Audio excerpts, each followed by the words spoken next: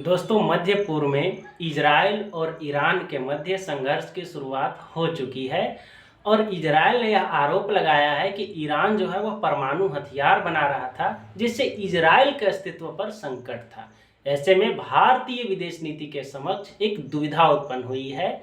जहां ईरान के साथ हमारे मजबूत ऐतिहासिक संबंध रहे हैं, वहीं इजराइल हमारा रक्षा, तकनीक और निवेश का एक महत्वपूर्ण सहयोगी रहा है।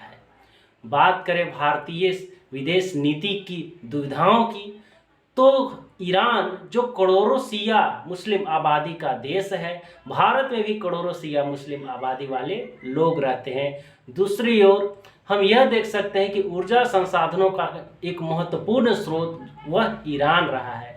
उसके साथ ही हमारे राष्ट्रीय हित की पूर्ति के लिए चाबहार बंदरगाह वह भी ईरान में ही स्थित है।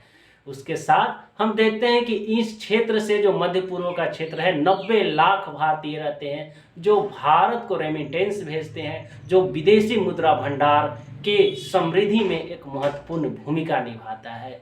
उसके साथ अगर हम बात करें तो यूएई जो भारत का सबसे बड़ा व्यापारिक साझेदार है, कतर इत्यादि कई सारे इस्लामिक राष्ट्र हैं जिससे के साथ भारत के महत्वपूर्ण वाणिज्यिक, व्यापारिक, सामरिक, आर्थिक संबंध रहे हैं। अगर मध्य पूर्व में परमाणु हथियार बनाने की, परमाणु शक्ति बनने की जब होड़ उत्पन्न होगी, तो कई सारे देश जो है वह अपने अस्तित्व के लिए इसे खतरा मानेंगे और वह भी इसे बनाने के लिए प्रेरित होंगे। ऐसे में जब मध्य पूर्व में परमाणु शक्ति की होड़ लगेगी, तो परमाणु शक्ति का गलत हाथों में जो है वह जाना कहीं ना कहीं शंका व्यक्त करेगा, कहीं ना कहीं दुनिया के लिए, शांति के लिए, मानवता के लिए अच्छा नहीं होगा।